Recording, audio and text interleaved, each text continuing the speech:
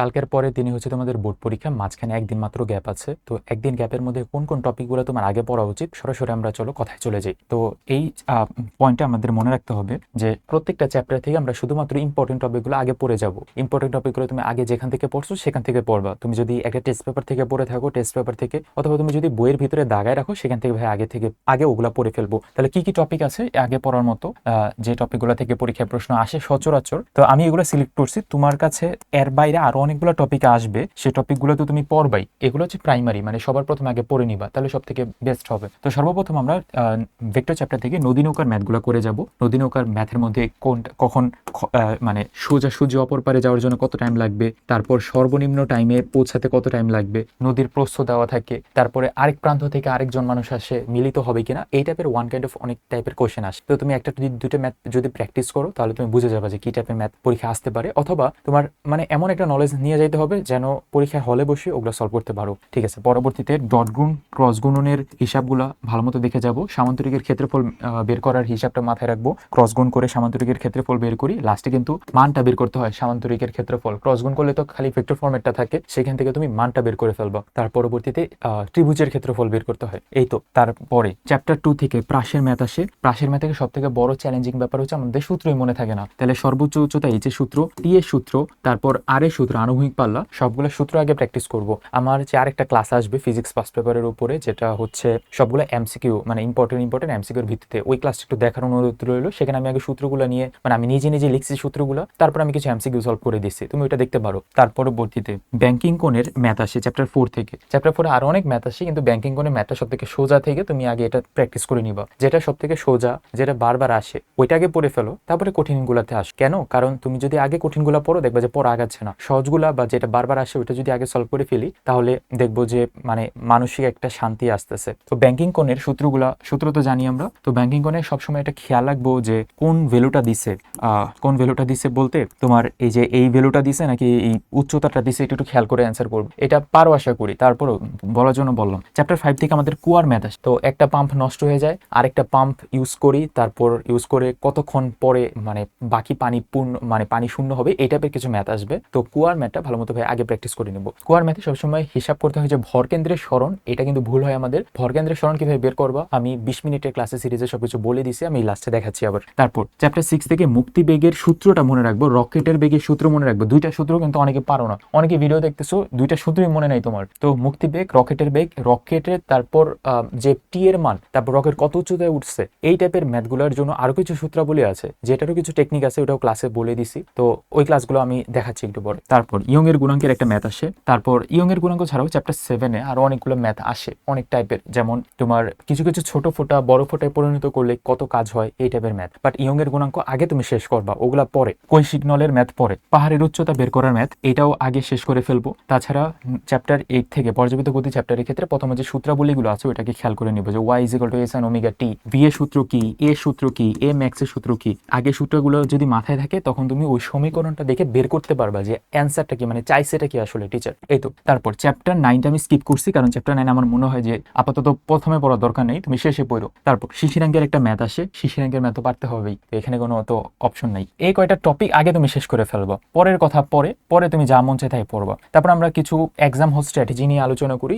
তো তুমি যখন এমসিকিউ প্র্যাকটিস করতে যাবে, এমসিকিউ তো মানে বেশি টাইম থাকে না, তো এখানে তো এমন না যে শুধু একটা কোশ্চেন একটা অ্যান্সার, এমন না, একটু চিন্তা ভাবনা করে অ্যান্সার করতে হয়, ক্যালকুলেটর দিয়ে ম্যাথ করে অ্যান্সার করতে হয়। তো আমি তোমাকে সাজেশন দিব যে ম্যাথগুলা বা যে কোশ্চেনগুলা একবারে করে ফেলতে পারো সেটা আগে শেষ করবা। তো একবারে ধরো একের অ্যান্সার একটা মানে সোজা একটা ছোট একটা ম্যাথ দিছে, একের অ্যান্সার ঘ, 2 এর অ্যান্সার হচ্ছে 2 আমি পারি না, 3 এর অ্যান্সার গ, 4 পারি না, 5ও পারি না, 6 পারি না, 7 চলে যাবে, 7 এর অ্যান্সার খ। তো এটা বোঝানোর চেষ্টা করতেছি আমি এটা, যে তুমি যখন একটা এমসিকিউ পারো না, সাথে স্কিপ করে পরে এটা চলে যাবা। এই দেখো ধরো 4, 5, 6 আমি কিছুই পারতেছি না, তো সমস্যা নেই, মাথা ঠান্ডা রাখবা। মাথা গরম করলে তুমি এখানে ধরা খেয়ে যাবা, মাথা ঠান্ডা রেখে পরেটাই চলে যাবা। তুমিও যেমন এই 3টা পারতেছো না, বাকি পোলাপানরা ওই 3টা পারতেছে না। ফর দ্যাট পয়েন্ট তোমার কি করা উচিত, কুল থেকে তুমি অ্যান্সার গুলা করে ফেলবা, মানে অ্যান্সার করবা, মানে যেটা সহজ আগে ওইটাতে ফোকাস করবো। যেগুলা ধরো উদ্দীপকালা যে ম্যাথগুলো থাকে ওগুলো তুমি আপাতত স্কিপ করবা, মানে পুরোপুরি তো স্কিপ করা যাবে না, আপাতত স্কিপ করে সবগুলো যখন দেখানো হয়ে যাবে তখন দেখবে যে খুব কম টাইমের মধ্যে একবার কোশ্চেনটা রিভাইজ দেওয়া হয়ে গেছে। পরবর্তীতে যখন তুমি আবার শুরু থেকে যাবা তখন দেখবে তোমার মাথাটা খুলে গেছে, ইজিলি সলভ করতে পারতেছো। আর আশেপাশে তো ফ্রেন্ড সার্কেল আছে মোটামুটি দেখা দেখি তো করা যাচ্ছেই। আচ্ছা, অনেকের যাচ্ছে অনেকে যাচ্ছে না, যে যার যাচ্ছে না তার তো কপাল খারাপ। যাই হোক, তো 4, 5, 6 এগুলা তার পরবর্তীতে রানে এসে তুমি আবার সলভ করতে বসবে, যে সূত্রগুলা বড় বড় সূত্র দিয়ে অ্যান্সার করতে হয়। আশা করি বুঝতে পারছো যে কি বুঝাচ্ছি। আর ফিজিক্স পরীক্ষা কিন্তু ভাই টাইম নিয়ে অনেক ক্যাচাল হয়, মানে এমসিকিউ এর জন্য। তো ওই টাইমের ক্যাচাল সলভ করার জন্য আগে থেকে ব্রেনটাকে তুমি হাইয়েস্ট পিকে নিয়ে যাবা, যে আমার এটা যে কোনোভাবেই এই 25 মিনিট 20-25 মিনিট ভালো মতো যেন আমি প্র্যাকটিস করতে পারি, যে কোনোভাবে অ্যাট এনি হাউ। তার আগে ভালো মতো বাসা থেকেও প্র্যাকটিস করে যাবো, লিখে লিখে পড়বোই, কয়েকদিন তো লিখে লিখে প্র্যাকটিস করবা এই 2-3 দিন। যাই হোক, তারপরে আর কি যেন আছে, কি যেন বলবো। আচ্ছা, আরেকটা কথা যেটা হচ্ছে তুমি আগে ধরো এই বইটা পড়ছো, এইচএসসি 26 এর পদার্থ ফার্স্ট পেপার প্রশ্ন ব্যাংক উদ্ভাসের, এটা পড়ছো। এখন তুমি যেটা পড়ছো ওইটাই ভাই পড়ো, তোমার এই একদিনে কোনো টাইম নাই। আর তুমি এটা পড়ে না, এটা পড়ে শেষ করে ফেলো, মানে যে যা যা পড়ছো ওইটাই তো রিভাইজ দেওয়া যায় না। একটা নর্মাল স্টুডেন্টের হিসেবে আমার মনে হয়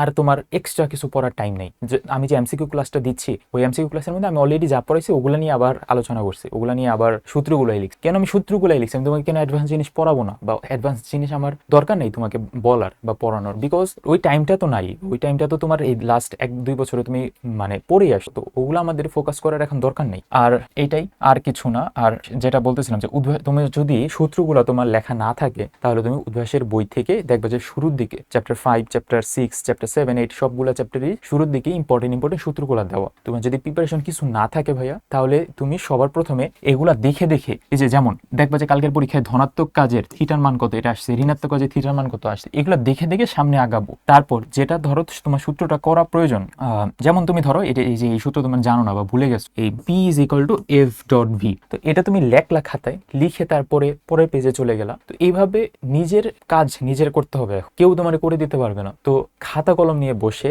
প্র্যাকটিস করে করে সামনে আগাবো। তো এই যে তোমার কাছে কিন্তু সোর্স আছে, আমার মনে হয় উদ্ভাসের বইটা সবার কাছে আছে, যার কাছে বই না থাকলেও সমস্যা নেই, যে কোনো জায়গায় তুমি সূত্রগুলো সবগুলো আগে লিখে রাখবা বা সামনে লেখা থাকবে। তাহলে কি হবে, একসাথে তোমার সৃজনশীল পারার দক্ষতা এবং এমসিকিউ পারার ক্যাপাবিলিটি দুইটাও বাড়তে থাকবে। এই তো এটাই তো, এই অনুযায়ী প্র্যাকটিস করতে থাকি, তাহলে আমার মনে হয় যে ফিজিক্স ফার্স্ট পেপারে আমার মনে হয় এই যে কয়টা কথা বললাম, এই কয়টা কথা ফিজিক্স ফার্স্ট পেপার পরীক্ষায় তোমাকে অনেক হেল্প করবে এবং পরবর্তীতে এই তো এটাই। ও লাস্টে যেটা বলতেছিলাম যে আমরা তুমি যদি কোনো ক্লাস করতে চাও তাহলে এখানে চলে আসবো আমাদের ম্যাথ পারফরমেন্স ইউটিউব চ্যানেল, অথবা তুমি যদি ইউটিউব থেকে ক্লাস করো তাহলে ইউটিউব থেকে তো করতেছই। তো এখানে ভিডিও সেকশনে চলে আসবো, ভিডিও সেকশনে তোমাদের আচ্ছা ফোনে কোথায়, আচ্ছা ভিডিও সেকশনে তুমি চলে গেলে এখানে দেখো সবগুলো ক্লাস, ফিজিক্সের ক্লাস একবারে করে দেওয়া। Physics first paper chapter 1, 2, 3, 4, 5, 6, 7, 8, 9, 10 total দেখো 20 মিনিট করে ক্লাস।